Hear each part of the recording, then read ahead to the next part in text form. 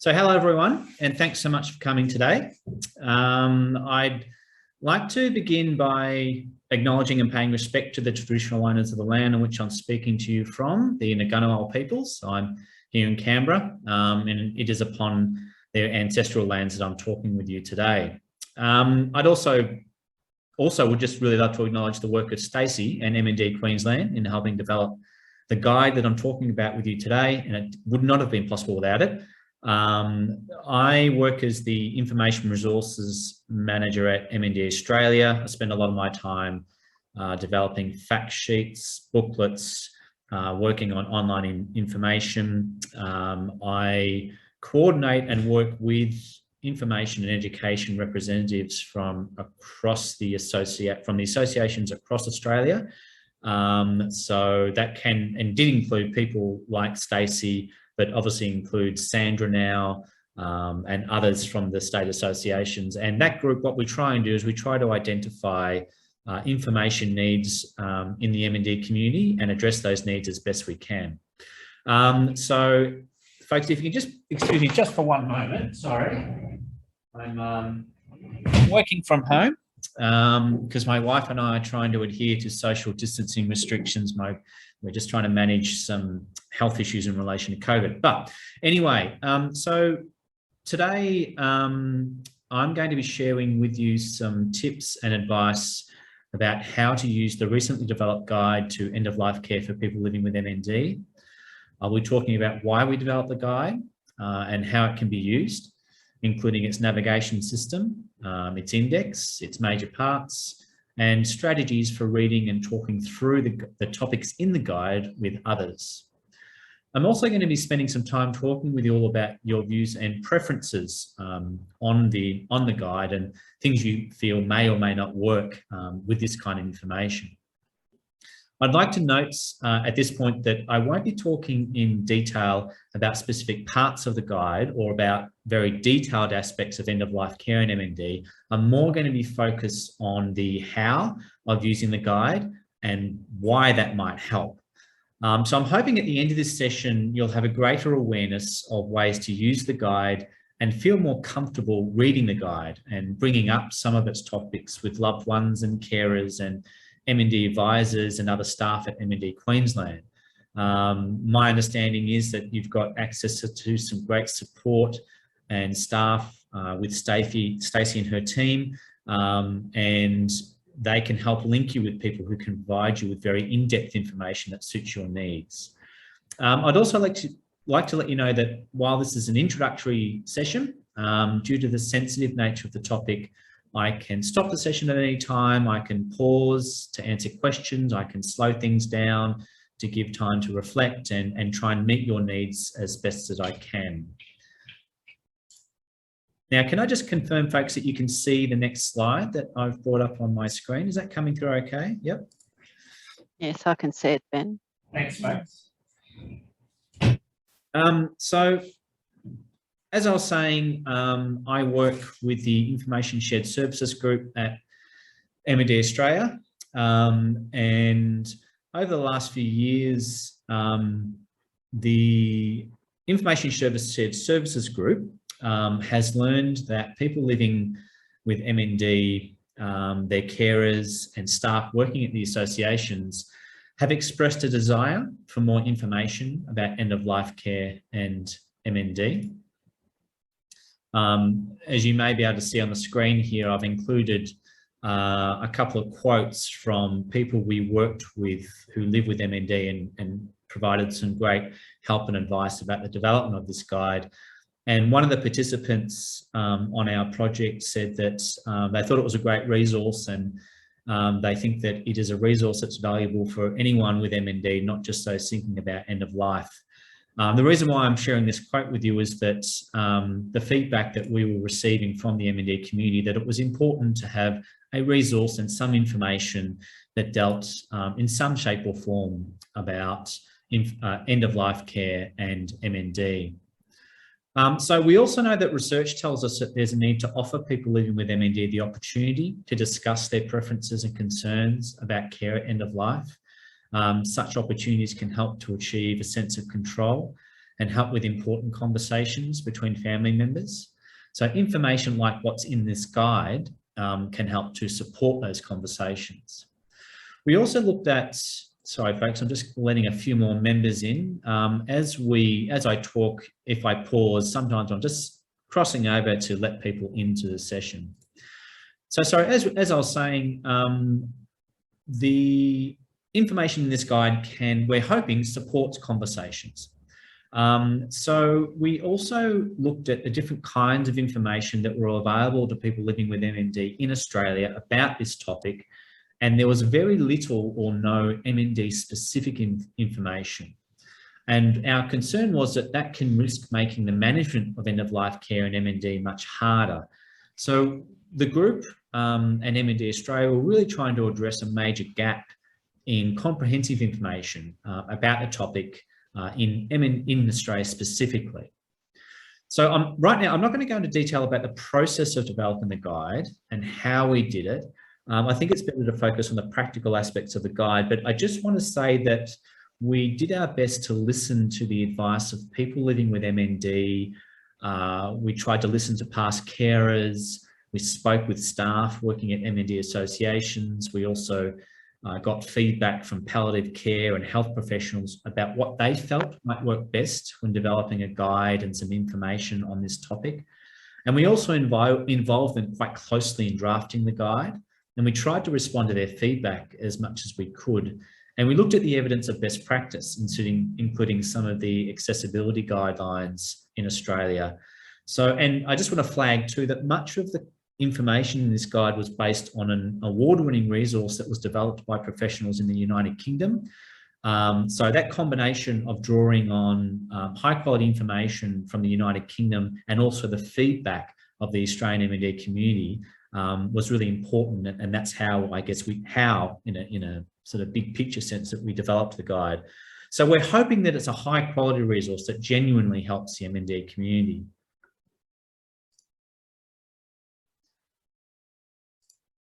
So now I'd like to talk about some basics of the guide.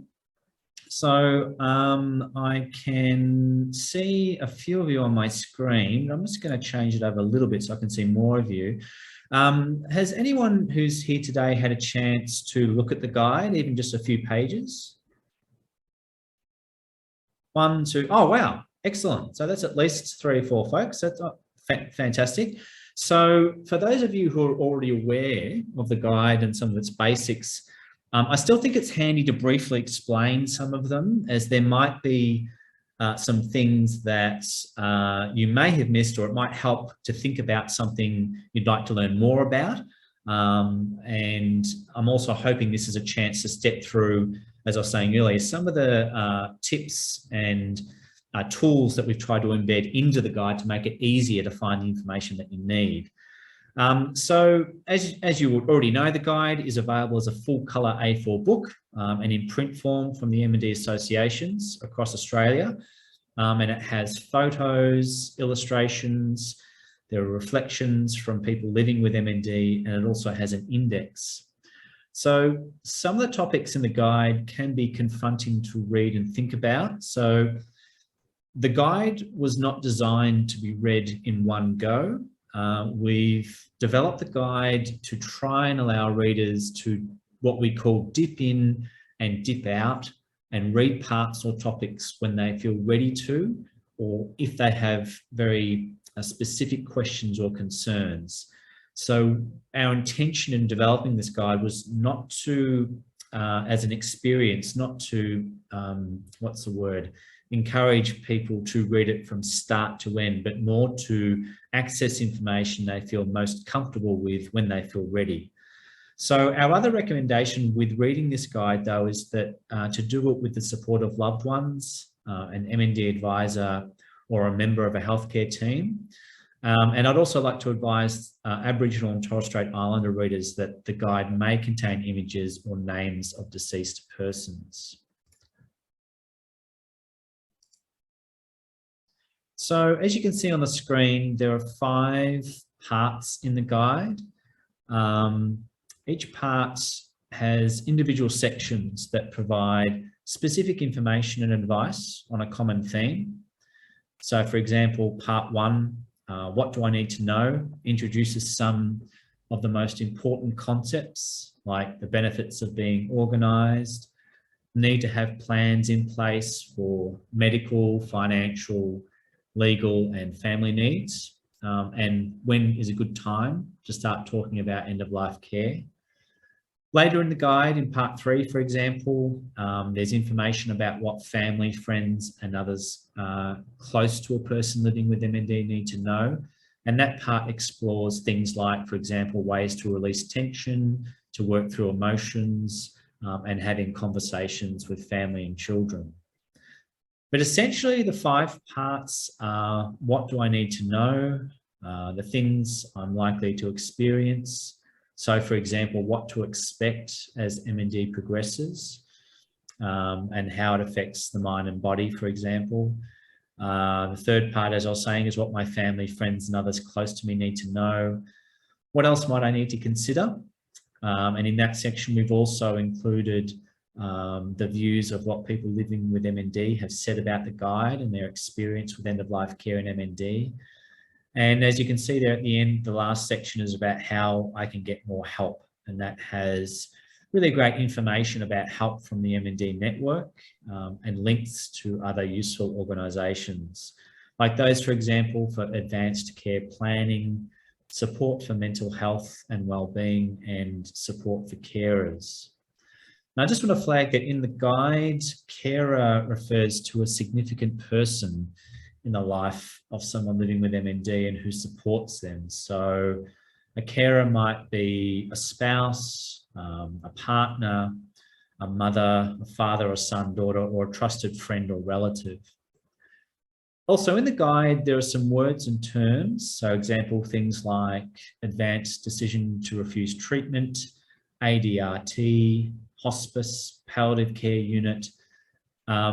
These terms, they do vary across the states and territories. So we advise readers to check with their MND advisor or health professional team about terms that are used where you live. So for example, in Queensland, and for those of you who are linked to MND Queensland, then there are likely to be specific terms that association is likely to know more about. And obviously, of course, you can always talk to the staff at MND Queensland about the guide, or staff at MND clinics or your healthcare team. I should also flag that the guide is available to download online at the MND Connect website. And I'm going to talk with you a little bit more about the MND Connect website a bit later on in this presentation.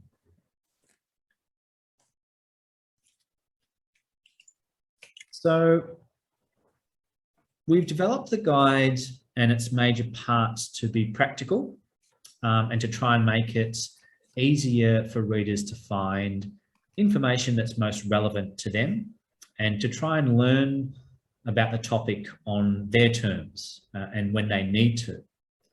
But we've also developed the guide to be read, shared and talked about in a sensitive and respectful way. So to help share information in a sensitive way, we've used a navigation system for readers. And I should say that in developing this guide and as part of the adaptation process, as I mentioned earlier, we worked with the MND Association in the United Kingdom to build on their guide to end-of-life care. One of the things that was advised to us, and which they learned too from people living with MND in the UK, was that a navigation system can really help, and it can help readers to find what they need when they need it. So when I say navigation system, what I mean by that, it's just basically an index, the color-coded system, a table of contents, and what we've tried to do is have very clear headings and subheadings. So what we're hoping with that system is that it's easier for readers to quickly scan content. So scan the pages in the guide, both in print or scan it online, and find terms and words that are most relevant to what they're thinking about and what they'd like to use, and that are relevant to certain situations. So for example, a reader might find there are particular situations where they feel ready to think about a topic and want to find out more. So this is what I was saying earlier about with the guide. What we were trying to do was not create a guide where you felt like you had to read through the whole thing from start to end, but it's more that you simply have it available, and that when you think of something or want to learn something about the topic, you can find it pretty quickly. So for example, and in preparing for this presentation, I tried to think about a few practical examples, I guess, everyday examples where someone might, and again, this is not meant to be everyone's experience, because my understanding of MND is everyone is different, but I did try to think of a few situations where someone might think about looking at the guide. So for example, in the lead up to a visit to a clinic for a respiratory assessment, a reader might want to know some basics about breathing and MND, and also things to be mindful in the future. And they might feel like they want to ask some questions of their doctor. So what you might do, or a reader might do, is scan the index at the back of the guide. So when I say index, I simply mean at the back of the print copy, you can see it's a pretty standard index. It has quite a lot of terms that we use, words and phrases that we use in the guide. And it simply has those words and phrases and their page numbers. So you might scan, or a reader might scan the index at the back, looking for words like breathing, and might find there are a few spots where you can find information. Or someone might scan the table of contents and see that in section 4, on what to expect as MND progresses, section 4 is a green section. They might simply flip through to the guide to the green pages and find ways to breathe easier, for example, on page 38. And obviously there's other information about breathing in there. I'm just trying to sort of give a suggestion as to how someone might use the index to find information relevant to them. And again, the key here is that in this example, someone might be going to a clinic for an assessment and might simply think of something they want to learn more about and then use the guide to do that. Another example is that a reader might feel like catching up with a friend over the phone, or perhaps they're feeling tired or starting to struggle a bit with moving and using devices, and just want to simply think through a few options for making it easier to talk with or contact others. So again, in the index, they might find words like speech and communication or movement and head to those sections of the guide. And then finally, even just with really practical and basic things like who to call for equipment, for helping with eating and drinking or moving around at home, to even just thinking about how to better look after pets, or maybe even what teachers at a family's school might need to know, or when talking with children and young people, or simply how to deal with tiredness. As a reader, you can find these things in the guide by simply looking at the table of context or scanning the content, just simply flicking through, looking for the headings, and then following the page numbers in the sections. So the key here though, and what I'm trying to reinforce, is that we've developed a guide to be picked up and read when there's a topic that comes to mind and you feel like you want to read about it. Then you can find that information as quick as possible and just focus on that. The other thing is that with this guide, even though it's a comprehensive document, you can come back to the other things in the guide when you feel ready. And it's been designed, as I was saying, so you can quickly scan, and you might find something that you are interested in, but we think it's probably best to just read the information bit by bit in small chunks and over time.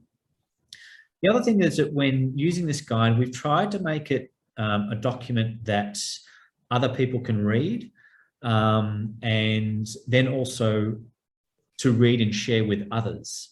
And we're hoping that helps when talking about a topic, and about helping readers feel like they may know more about what they want, and then how they might want to talk about it, and then we feel that that might help to communicate needs with others and help others to support them. So on the screen, you can see there that in terms of reading and sharing this guide with others, as you can see, we've tried to make it as friendly and as we've used large fonts, we've used pictures. So it's a sort of document you can sit down with others, perhaps with a loved one or a carer or a health professional, and it's just simply really quick to find the information you need and then talk about it. I just want to flag though too that some readers might find it easier to read about a topic, and this is the other reason we've developed the guide, why we've tried to make a guide that's really simple to sit next to someone and show and talk through and read with someone. We've also tried to design it so that it's an opportunity for someone to read about a topic before they chat about it with someone else. So a reader might feel like they want to know something more about technology, for example, or modifications in the home, and just simply for themselves want to have develop their confidence a bit and be a bit more familiar with things like planning ahead before they chat with someone else. So again, we've tried to create the guide to meet that need as well. And as I was saying, and as you can see on the screen, as much as possible, we've tried to use really big, easy to read print and lots of images and tables and a very colourful design. Am I going too fast, folks? Do you want me to slow down, or is this okay? That's all right? Okay, excellent. So given that we've developed this guide to be read together, having said all that, we think there are a few things that might really help with that process. And this is really basic stuff, but we think it's really important to flag these things. So we think that if, as a reader, you're thinking about either reading the guide with someone else or chatting about some of the things in the guide, simply finding a time and a room or place where you feel comfortable and where you both feel comfortable if you're reading with someone else, that's really important, and somewhere where it's simply quiet and it's really easy to focus and feel relaxed. We also think it can help to share this guide with others first to help them feel better prepared for if they have a conversation about any of the information in the guide. And we think that, as I was saying earlier, sometimes it helps to think about just one thing and talk about one thing in the guide. So it may be a particular element of care with MND, of organising finances or things around the home. But if you're having a conversation about it and using the guide, really just sticking to one thing and kind of chunking it up and reading and talking about other things a bit later down the track. And once you feel a bit more comfortable and familiar, and you feel it's relatively easier to talk about some sensitive things. And also we think that in simply the act of talking about the topics in the guide, to see if you can go about it in as gentle a way as possible. So as I was saying, in opening this talk, my aim was really to step through some basics with the guide and try and talk about its navigation system and some very simple tips and techniques that makes it easier to read and talk about the guide. But what I'd like to do at this point in the session, if it's okay, I'd like to open it up now to you all and see if you have any questions or general reflections at this point that you'd like to make.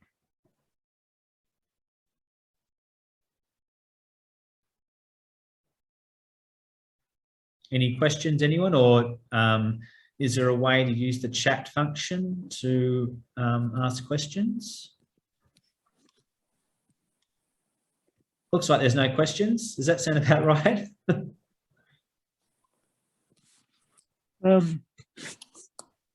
Just a comment on the electronic version of the document. You can go from the contents page directly to the section you're after by clicking on it. But I can't then get back to the contents page to go elsewhere. Gotcha. without scrolling all the way back. So it would be easier if there was some sort of toolbar down the side. You could go from section to section if you didn't want to go back to the contents page. Andrew, so is that Andrew, is it? Yeah, thank you, Andrew. I think that's an excellent comment. Thank you very, very much. I know what you mean. I originally thought that the table of contents at the start and simply being able to click and that taking you to the place in the document where the information is useful, and I think it is. But as you're saying there, and correct me if I'm wrong, once you get to that information, it'd be really handy if it was you could get back to the table of contents straight away. Is that about right? Yes, or even go directly to the next topic you're after by having almost a table of contents down the side of the document as you're reading it. Yep. If that was on a website and was made, if we could do that rather than a PDF document, if we could do that as a website, do you think that would be better or a good thing? Yes, it might be. Now, you might want to do both so that if somebody wanted to print the PDF, they could do so.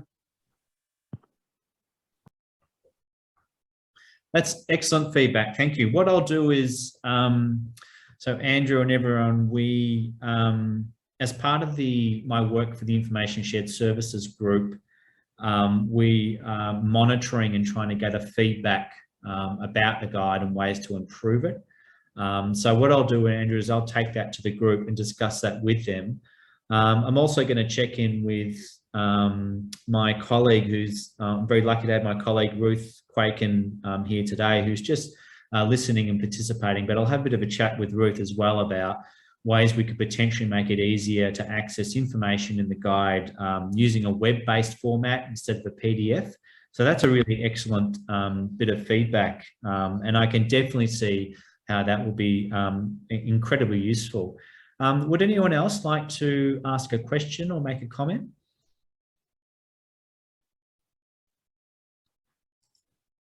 So, folks, you're more than welcome to ask a question a bit later down the track if you want to. But what I'm hoping to do at this point, and look, I think Andrew may have already started the process, but I'm just going to change slides. Sorry. I'd like to move on to the next part of the session, in which I was hoping to spend a bit more dedicated time asking about your views and preferences on what I've showed you, and perhaps in thinking about some of Andrew's comments about what you think works, what doesn't work, and what else we could do with this guide, perhaps to improve it. So we've been, as I was saying, we've been gathering feedback where we can. We have a survey that's in hard copy and online about the guide. And I'm aware that we also collect just general feedback that people living with MND and their carers provide to staff at the associations. But I was hoping to spend a bit more time now with you all, talking more and gathering more of your feedback, similar to what Andrew has provided. Would that be okay? Yes. Well, my first question to everyone is, what do you feel works about the guide in terms of what I've showed you?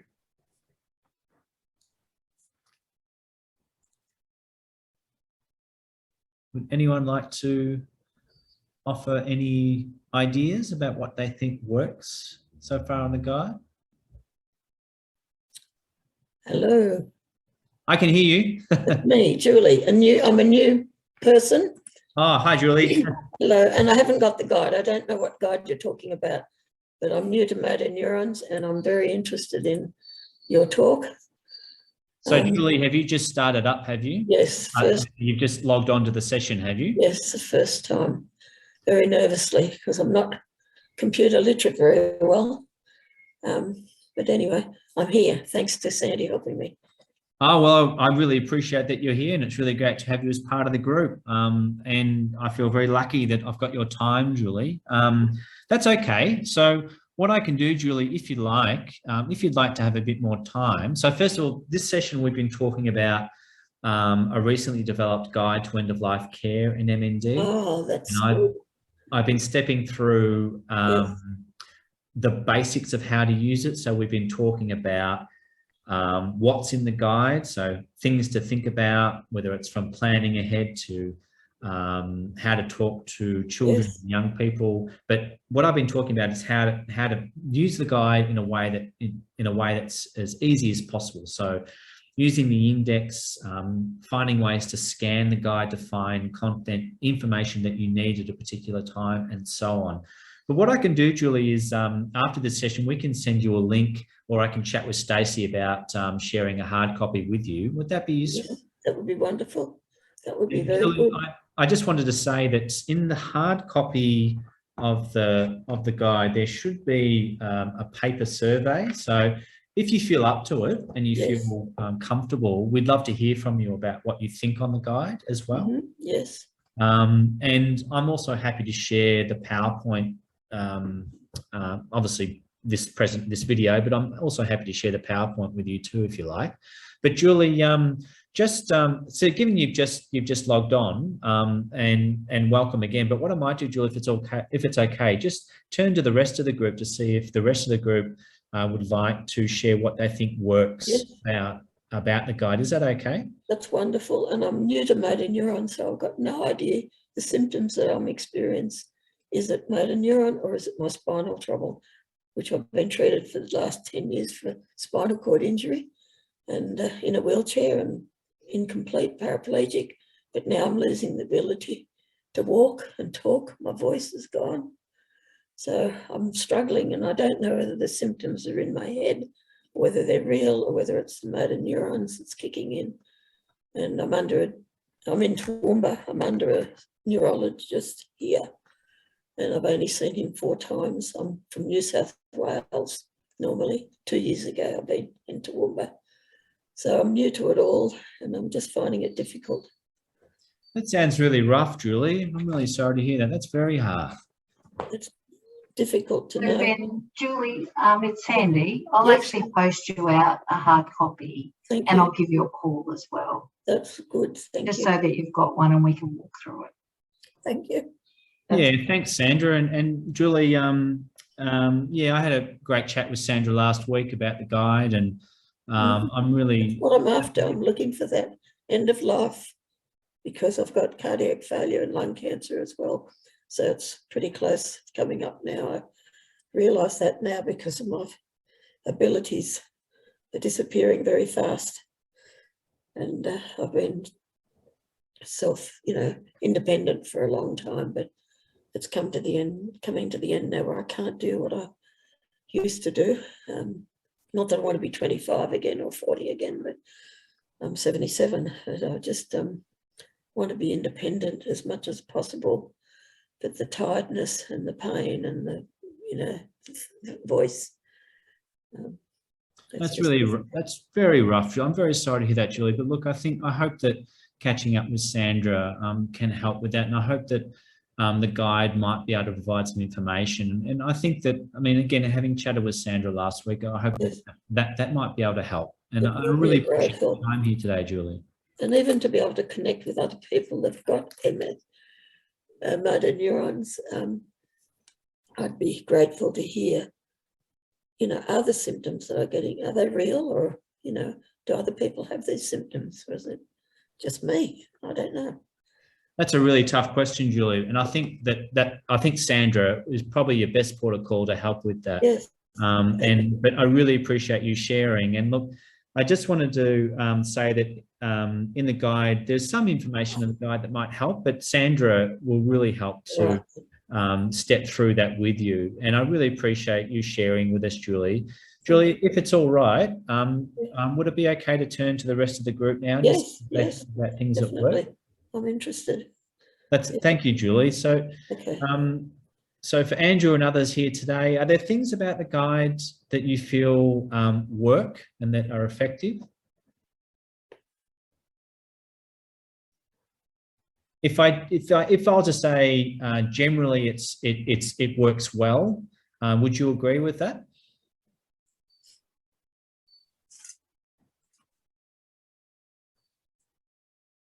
Andrew, did you want to say anything there? I can see you tapping on the screen there.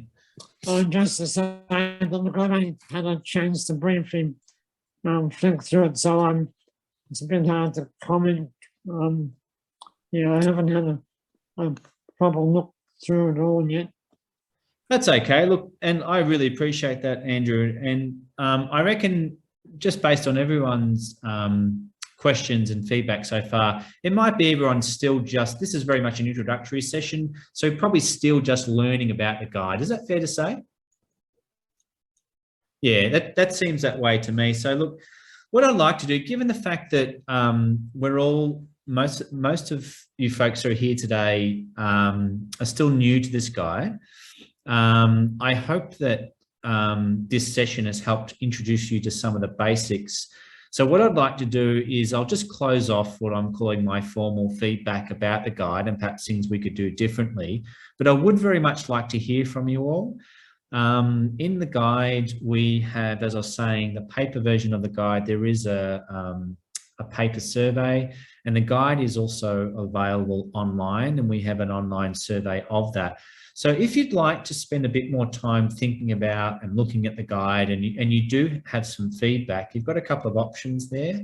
You can certainly complete the survey that's in the print copy, or you can even just let Stacey know and I can send you the links to the online survey, or I'm also happy to take any other feedback that you share with Stacey and her team. So look, folks, I'm conscious of time, and I know that's from that I'd set aside a bit more time for feedback, but are there any other questions about the guide itself at this point before I close off the session? Perhaps is anyone interested in learning about where to download the guide? Or so what I can do at this point is just sort of reinforce that the guide is available via Stacey and her team at MND Queensland in print form, and you can also access the guide online.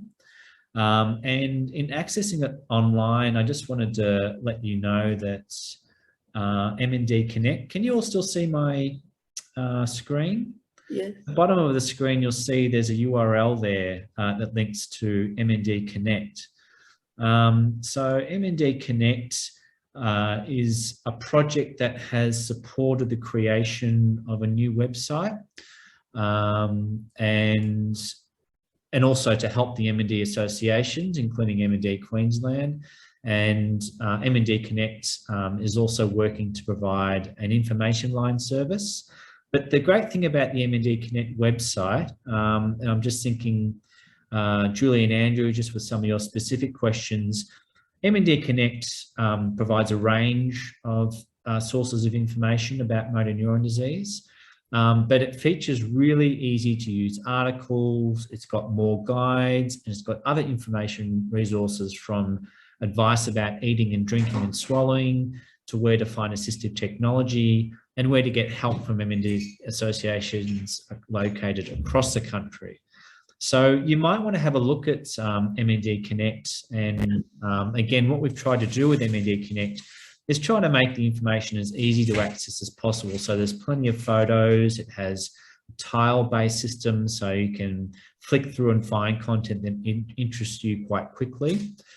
So that might be something else you might want to have a look at and think about if you're accessing information about this guide to end-of-life care. So I'm going to, unless there are any other questions, folks, I'm going to close off the session for today. I hope it's been useful. And I'll take some of Andrew's and some of the other comments that you shared with me to the information services group. I'll also share that with my team and see if there are ways we can build on what you've said about the guide as it stands. I know you're all still learning about the guide, but I think, for example, some of Andrew's comments are really useful. And I'd like to encourage you all, please, as well, to chat with the MND advisors and other staff at MND Queensland about the guide and anything at all about we've talked today. I think they're really great sources of information and support. And as I was saying earlier, we hope that the guide is something you can use to inform discussions and you can read through it with others. So Stacey, are you still there, Stacey, or can you hear me, Stacey? It looks like Stacey might have left the session. He has been. So sorry, Lisa, are you still there? I think Lisa said, oh well. Anyway, so I'm folks, still here, Ben. I'm gonna end up now. But is there anything, Stacey or Lisa, you wanted to say before I close off the session? Just thank you, Ben, for the session, and thanks for taking us through the guide. And just, you know, I would just reiterate everything that you've said around, you know, if anyone online has any questions, just to talk to their advisor, and we can put you on the right path to any information that they need.